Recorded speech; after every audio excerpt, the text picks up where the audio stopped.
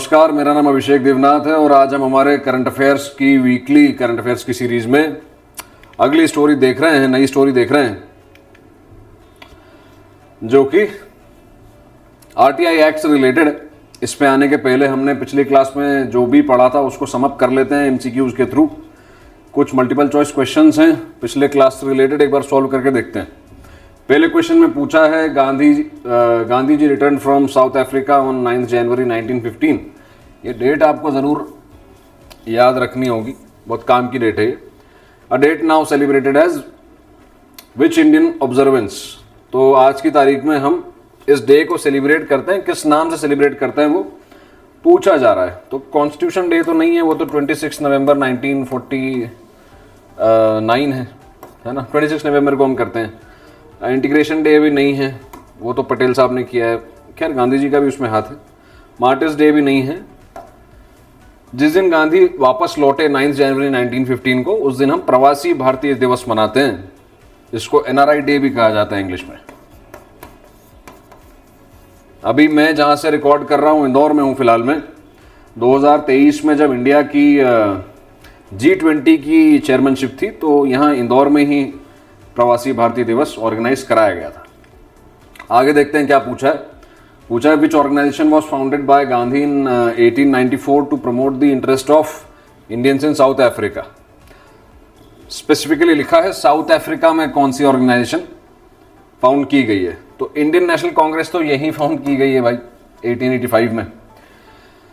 Nuttall Indian Congress हो सकता है। फीनिक्स सेटलमेंट कोई ऑर्गेनाइजेशन नहीं है। साबरमती आश्रम भी यहाँ इंडिया में ही है, अहमदाबाद में। तो आंसर ऑप्शन बी होना चाहिए। आगे बढ़ते हैं। पूछा है which slogan is associated with Lal Bahadur Shastri ji during the 1965 Indo Pak war. तो एक स्पेसिफिक स्लोगन है जो शास्त्री जी ने दिया था, जिसमें गरीबी हटाओ तो इंदिरा गांधी मैडम का है। जय जवान जय किसान इसका सही आंसर है। वंदे मातरम और इनकलाब जिंदाबाद दोनों ही फ्रीडम मूवमेंट के समय के। आगे देखते हैं। पूछा है which state is home to India's first cooperative multi feed compressed biogas plant inaugurated in. कोई जगह दी हुई है, अगर आप इस जगह के नाम, खैर नाम से भी गेस किया जा सकता है इस तरीके की जगह कहाँ होगी भाई। पंजाब की तो जगह नहीं दिख रही है, गुजरात की भी नहीं दिख रही है, यूपी महाराष्ट्र में से हो सकता है। वैसे महाराष्ट्र इसका सही आंसर है। हम ये लास्ट क्लास में ही पढ़ चुके हैं। आगे बढ़ते हैं। Which country is home to the port of Haifa.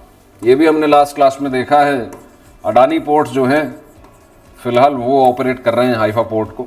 ये ओवरसीज पोर्ट है, ये इंडिया में नहीं है, कहीं बाहर है। ये किस कंट्री में है वो इस क्वेश्चन में पूछा गया है। 4 ऑप्शन दिए हैं, इजिप्ट, इजराइल, टर्की और ग्रीस।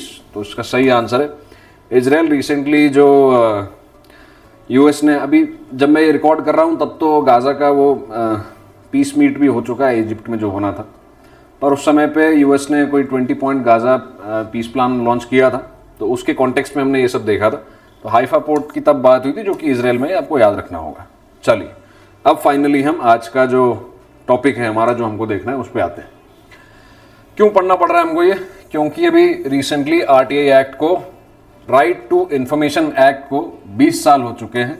यानी कि ये 2005 में आया था अक्टूबर में, और अब 2025 में अक्टूबर में ही इसको 20 साल कंप्लीट हो गए। तो इसके बारे में हमको वैसे भी पता होना ही चाहिए, करंट अफेयर्स में भी है। तो देख लेते हैं क्या है ये। नाम से ही समझ में आता है, राइट टू इंफॉर्मेशन एक्ट, है ना। जो भी पब्लिक अथॉरिटीज़ हैं, पब्लिक बॉडीज़ हैं, गवर्नमेंट अथॉरिटीज़ जितनी भी हैं, वो क्या काम कर रही हैं, उसकी सही इन्फॉर्मेशन टाइमली सिटीजन्स को मिल जानी चाहिए। इससे क्या होता है, तो इससे अकाउंटेबिलिटी, यहाँ लिखा भी होगा कहीं पे, इससे अकाउंटेबिलिटी एस्टैब्लिश होती है, मेंटेन होती है, और ख़ास करके ट्रांसपेरेंसी आती है गवर्नेंस में। तो ये गुड गवर्नेंस इनिशिएटिव का भी एक पार्ट है ना। जितना वेल इन्फॉर्म्ड सिटीजन रहेगा, जितना सरकार उनसे सीक्रेट्स नहीं रखेगी, उतनी ज़्यादा ट्रांसपेरेंसी होगी और उतनी अच्छी गवर्नेंस हो सकती है, उतना ही सिटीजन सेटिस्फाइड होगा। कुछ बातें लिखा है एनेक्टेड इन 2005, जो कि हमने बात कर ली है। RTI act seeks to enable citizens to freely access information held by public authorities. अब यहाँ पे हर तरीके की इन्फॉर्मेशन की बात नहीं चल रही है, कुछ एग्जेम्पशंस भी होंगे, वो हम आगे देख लेंगे। और क्या बात लिखी है आगे? लिखा है it is expose some.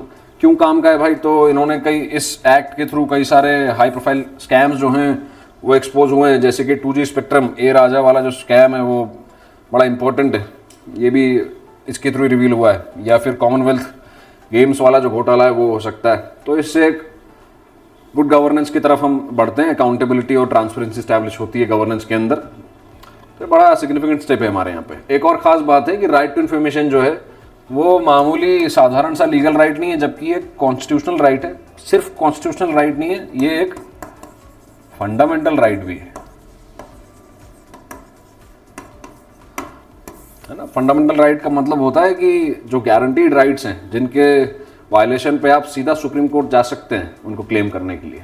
Article 21 के अंदर right to life and personal liberty में, आर्टिकल 21 ऑफ द कॉन्स्टिट्यूशन में आपको ये फंडामेंटल राइट्स में देखने मिलेगा। ये कुछ सिस्टम दिया हुआ है किस तरीके से इन्फॉर्मेशन एक्सेस की जा सकती है। तो ये ऑनलाइन भी किया जा सकता है, उसकी कुछ नॉमिनल चार्जेस होते हैं, कुछ फीस होती है। तो अगर कोई XYZ सिटीजन है, जैसे अगर मैं हूँ या आप हैं, और आप कोई इन्फॉर्मेशन चाहते हैं किसी XYZ गवर्नमेंट डिपार्टमेंट से, तो आप ऑनलाइन रिक्वेस्ट कर सकते हैं। एक रिक्वेस्ट जनरेट की जा सकती है, एक नोडल ऑफिसर होता है जो कि ये सारी रिक्वेस्ट को प्रोसेस करता है, और फिर ये इन्फॉर्मेशन की रिक्वेस्ट जो है वो हर उस जिस भी जो कंसर्न डिपार्टमेंट है जहाँ से आपको इन्फॉर्मेशन चाहिए, वहाँ के PIO का मतलब होता है पब्लिक इंफॉर्मेशन ऑफिसर को ये रिक्वेस्ट ट्रांसफ़र कर दी जाती है, और फिर फाइनली वो डिपार्टमेंट से इंफॉर्मेशन एक्वायर करके आप तक पहुंचा देते हैं। ऐसा कुछ सिंप्लीफाइड वर्जन ऐसा कुछ होता है, पर मोटा मोटा यही है। अगर इतना भी मालूम है तो काफ़ी होगा। उसके बाद कुछ चैलेंजेस देख लेते हैं कि क्या क्या गड़बड़ हो सकती है, क्या क्या गड़बड़ हो रही है ऑलरेडी इन्फॉर्मेशन एक्सेस करने में, क्या दिक्कतें आ रही है इंसान को। तो फॉर एग्जांपल डिलेज इसका एक बहुत मेजर इशू है, और छोटा मोटा डिले भी नहीं, कई सालों का डिले। जैसे आपको यहाँ देखने मिल भी जाएगा कि ज़्यादातर इन्फॉर्मेशन कमीशन जो हैं उनका वेटिंग टाइम 1 साल से ऊपर ही चला जाता है। कायदे से ये आपको कुछ दिनों में मिल जानी चाहिए, है ना। और अगर कुछ बहुत अर्जेंट इन्फॉर्मेशन चाहिए जिससे किसी की लाइफ प्रोटेक्ट की जा सकती है, तो वो तो विदिन 24 आवर्स मिल जानी चाहिए। पर यहाँ पे एवरेज ऑन एन एवरेज 1 साल लग रहा है, जबकि जहाँ जो एक्सट्रीम केसेस आपको देखने मिलेंगे जैसे कि तेलंगाना, वहाँ तो आपको 29 साल भी लग सकते हैं। ज़्यादातर ऑडियंस जो होगी वो खुद ही 29 साल की नहीं होगी, है ना, तो आपकी उम्र से ज़्यादा तो समय लग सकता है। त्रिपुरा में 23 साल हो सकता है यही डिले का टाइम। तो एक बहुत सिग्निफिकेंट चैलेंज है जो कि RTI में देखा जाता है। उसके अलावा कुछ और भी चीज़ें हो सकती है, जैसे RTI एक्टिविस्ट जो हैं उनको थ्रेट्स मिलना, है ना, गवर्नमेंट की तरफ से भी हो सकता है, या कोई XYZ थर्ड पार्टी से भी हो सकता है। पर जो RTI एक्टिविस्ट जो हैं वो इन्फॉर्मेशन पब्लिक में डिस्क्लोज ना कर दें, उसकी वजह से उनको थ्रेट्स भी मिलते हैं, जिसकी वजह से इसका पर्पस डिफीट हो जाता है। और भी चीज़ें हो सकती है, जैसे कि कुछ एग्जेम्पशंस हो सकते हैं, तो जो कि होना ही चाहिए खैर, पर वो मिसयूज भी किए जाते हैं। जैसे कि आप खुद भी समझ सकते हैं कि हर तरीके की इन्फॉर्मेशन सरकार आपको नहीं दे सकती है ना। जैसे सरकार के पास एक एक्ट होता है official secrets act. Official secret act के अंदर कुछ एग्जेम्पशंस हैं जो आपको RTI के थ्रू नहीं मिलेंगे। उसके अलावा कुछ ऐसी ऑर्गेनाइजेशंस हो सकती हैं जिनकी फाउंडेशन ही सीक्रेसी पे चलती है। वो बनाई इसलिए गई हैं ताकि वो कुछ इस तरीके के काम कर सके जिसमें कुछ एलिमेंट ऑफ सीक्रेसी इन्वॉल्व है। जैसे कि हमारी इंटेलिजेंस एजेंसीज, जैसे research and analysis wing, raw जिसको कहते हैं, आपने मूवीज में देखा होगा, टाइगर जिंदा है ना, या फिर इंटेलिजेंस ब्यूरो जो कि हमारी डोमेस्टिक इंटेलिजेंस एजेंसी है। रॉ और IB में एक बेसिक फर्क होता है कि IB जो है वो डोमेस्टिक इंटेलिजेंस देखती है और रॉ जो है वो फॉरेन एक्सटर्नल इंटेलिजेंस का काम देखती है। दोनों ही एजेंसी जो है वो हमारी कंट्री को किसी थ्रेट से बचाती हैं इंफॉर्मेशन गैदर करके, और कुछ ऑपरेशंस भी कैरी आउट करती है डेफिनेटली। उसके बाद कुछ और एजेंसीज हो सकती हैं जैसे कि CERT-in, ये साइबर सिक्योरिटी में काम करते हैं। इस तरीके के कुछ एग्जेम्पशंस हो सकते हैं। ये ऑफिशियल सीक्रेट्स एक्ट का भी नाम लिखा हुआ है 1923 में, जो ब्रिटिश टाइम्स में लेके आए थे इस एक्ट को। तो इस तरीके की कुछ दिक्कतें हो सकती है। अच्छा, यहाँ पे स्ट्रक्चरली एक्सप्लेन नहीं किया गया है किस तरीके का होता है। तो यूनियन लेवल पे, सेंट्रल लेवल पे हमारे पास एक सेंट्रल इंफॉर्मेशन कमीशन होता है टॉप पे। उसमें कुछ इंफॉर्मेशन कमिश्नर्स होते हैं और एक चीफ इंफॉर्मेशन कमिश्नर साहब होते हैं, है ना। उनको यूनियन गवर्नमेंट ही अपॉइंट करती है और उनकी सर्विस कंडीशंस भी यूनियन गवर्नमेंट ही डिटरमाइन करती है।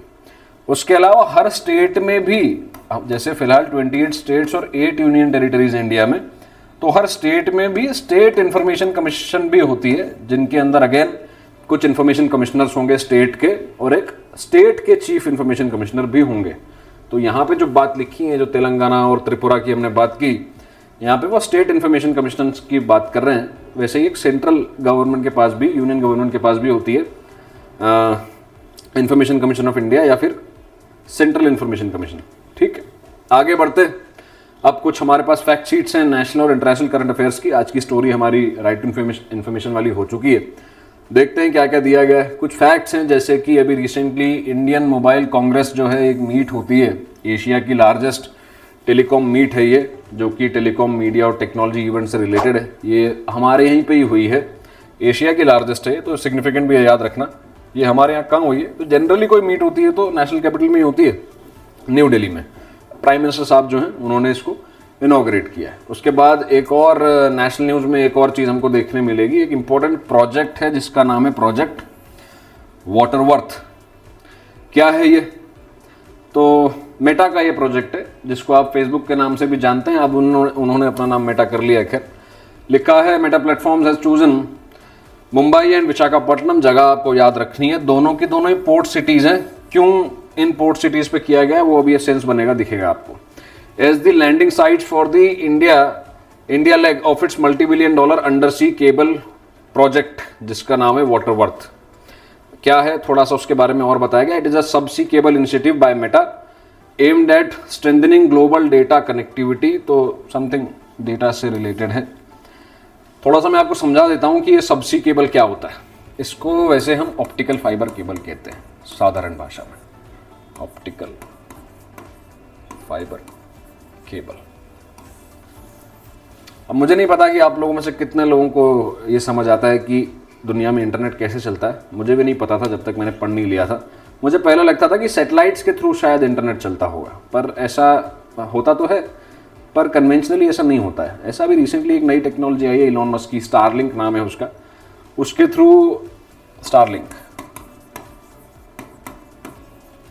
उसके थ्रू हम सैटेलाइट के थ्रू इंटरनेट तो दे पा रहे हैं, पर कन्वेंशनली ऐसा नहीं होता है।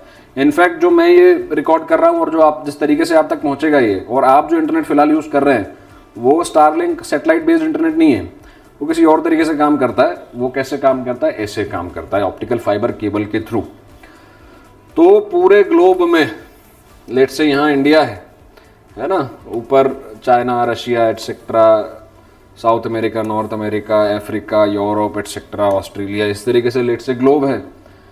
सुनने में बड़ा मुश्किल है ये, पर होता है ऐसे ही है कि एक वेब होता है ऑप्टिकल फाइबर केबल्स का, जो कि दुनिया की हर कंट्री को कहीं ना कहीं से कनेक्ट करती है इन फिजिकल केबल्स के थ्रू। यानी कि यहाँ से लेके यूएस तक, अगर मैं यहाँ से यूएस तक कोई मैसेज भेज पा रहा हूँ, इंटरनेट कॉल कर पा रहा हूँ व्हाट्सएप पे, इसका मतलब ये है कि यहाँ से वहाँ तक कोई ऑप्टिकल फाइबर केबल होगी जो कि किसी शिप के थ्रू बिछाते बिछाते वहाँ तक गई होगी, है ना। और ऐसा एक वेब होता है जो कि पूरे ग्लोब को कनेक्ट करके रखता है। इस तरीके से इंटरनेट मिलता है हमको। जितना एक्सटेंसिव ये वेब होता है ऑप्टिकल फाइबर्स का, उतना बेहतर कनेक्टिविटी होती है, उतनी अच्छी स्पीड्स होती है इंटरनेट की।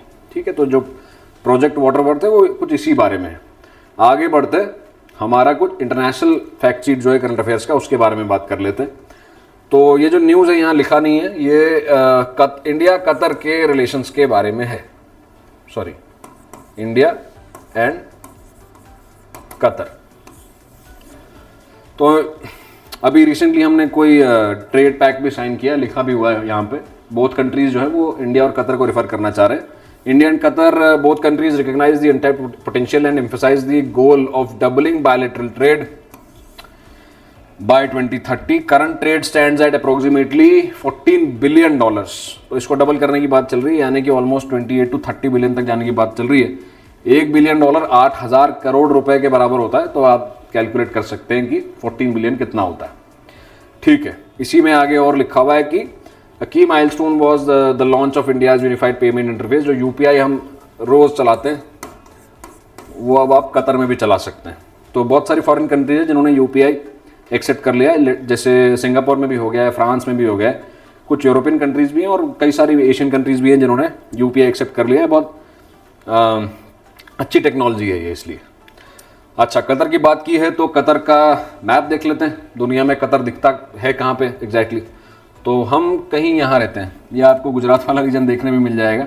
इंडिया से जब आप अरेबियन सी से होते हुए यहाँ आएंगे तो वेस्ट में आते आते आपको ये वाला अरेबियन ब्लॉक देखने मिलेगा, पेनिनसुला देखने मिलेगा, जहाँ पे ये पर्शियन गल्फ है और यहाँ सऊदी अरेबिया है जो सबसे मेजर कंट्री है इस रीजन में। ऊपर आपको इराक, ईरान जैसी कंट्रीज देखने मिलेंगी और आप एकदम इमीडिएट विसिनिटी में देखेंगे तो यहाँ यमन, ओमान, यूएई, कुवैत भी आपको यहाँ देखने मिल जाएगा। बहुत छोटी सी कंट्री बहरीन देखने मिल जाएगी और फिर यहाँ पे आपको एक कंट्री देखने मिलेगी जो है कतर, जिसके बारे में हम फिलहाल बात कर रहे हैं। तो जब भी आप इंटरनेशनल रिलेशंस पढ़ें तो बहुत अच्छा होगा कि आप मैप के थ्रू पढ़ें। जब आपको कंट्रीज़ मैप करते आएंगी, जैसे कई सारे आप यूट्यूब वीडियोस देखेंगे तो अमेरिकन को मैप करते नहीं आती कंट्रीज़, तो बहुत अच्छा होगा कि आप इतने स्मार्ट हो कि आप कंट्रीज़ मैप भी कर सकें वर्ल्ड मैप पे। ठीक है, आज के लिए इतना काफ़ी है। जो भी इस लेक्चर में हमने पढ़ा है वो दोबारा हम रिवाइज करेंगे नेक्स्ट लेक्चर में कुछ MCQs के थ्रू। तब तक पढ़ते रहिए करंट अफेयर्स। अपने एंड से भी अगर आप न्यूज़पेपर देख सकते हैं तो देखते रहिए, अदरवाइज हम वीक बाय वीक कवर करते रहते हैं। ठीक है, नेक्स्ट लेक्चर में मिलते हैं। ख्याल रखें, कीप लर्निंग।